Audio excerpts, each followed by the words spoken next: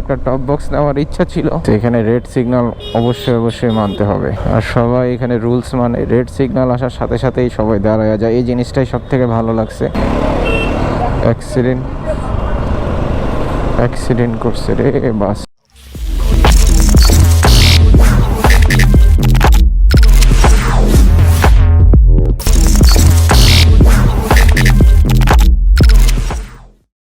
কি অবস্থা ভাই লাগছে? আশা করি সবাই ভালো আছেন, সুস্থ আছেন। আজকে হচ্ছে 11ই অক্টোবর 2022। আমি এখনো কলকাতাতেই আছি। ইনশাল্লাহ আজকে যদি আমার অথরাইজেশনটা চলে আসে, আগামীকালকে আমি রাইডটা স্টার্ট করব, এটা ইচ্ছা আছে। এখন যাচ্ছি অরিজিৎদার ক্যাফেতে, অরিজিৎদার সাথে একটু দেখা করতে। আর ওনার জন্য আমার কাছে একটা জিনিস আছে বাংলাদেশ থেকে, সেটা নিয়ে আসছি, সেটা আমি দিয়ে দেব ওনাকে। বাকিটা দেখি কত দূর কি হয় না হয়। আর আমি তো বাইকটা আল্লাহর রহমতে সুন্দর করে বাইকে রেডি করে ফেলছি। সো একটা টপ বক্স নেওয়ার ইচ্ছা ছিল, বাট এই মুহূর্তে হচ্ছে না। ইনশাল্লাহ পরবর্তীতে টপ বক্সটা নেব। আর সেই সাথে মনে করতে হবে যে শুধু টপ বক্স নিলে হবে না, বাইকটার প্রতিও যত্ন নিতে হবে। তো এখানে রেড সিগন্যাল অবশ্যই মানতে হবে। তো এখান থেকে দেখাচ্ছে 10 কিলোমিটার, 40 মিনিটের রাস্তা। 40 মিনিটে যাইতে পারলে হলো, আলহামদুলিল্লাহ।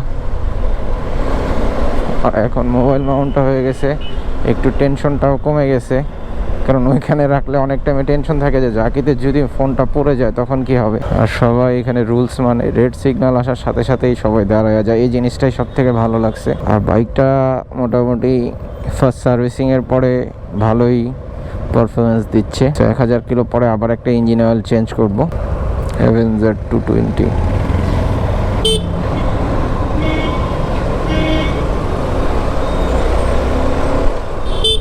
কলকাতায় একটা জিনিস, কলকাতায় বলতে কি পুরো ইন্ডিয়াতে একটা জিনিস খেয়াল করলাম, যে স্কুটারটা অনেক প্রচলন, স্কুটারের রাইডার অনেক বেশি দেখা যায়। আর প্রচুর পরিমাণে ছেলে মেয়ে সবাই স্কুটার রাইড করে ইন্ডিয়াতে, এটাই ভালো।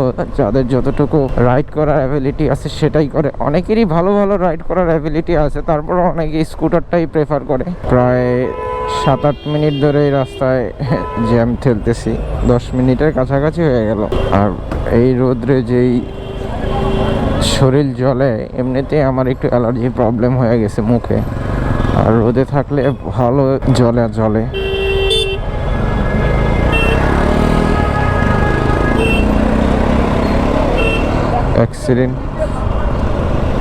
অ্যাক্সিডেন্ট করছে রে বাসটা। এখন যাচ্ছি হচ্ছে হাওড়ায়, হাওড়া ব্রিজে উঠবো। হাওড়া ব্রিজে, সেই হাওড়া ব্রিজ, রবীন্দ্র সেতু, হাওড়া ব্রিজ।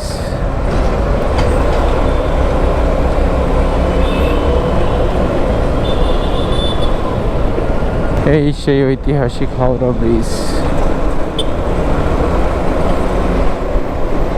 স্পিড লিমিট হচ্ছে 40। এখান থেকে আরো 4 কিলোমিটার, বাবা অনেক দূর। সো চলে আসছি শ্রীনি রুফটপে, উপরে যাই, উপরে গিয়ে দেখি দাদা আসতেছে, ফোন করলাম। সো দাদা আসলে বাকিটা কথা হচ্ছে।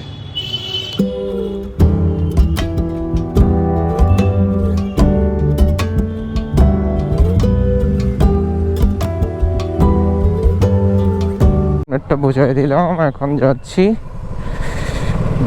গিয়ে তারপরে গোছগাছ শুরু করে দেব। আর যে রাস্তা ধরে আসছি সেই রাস্তা ধরেই যাব।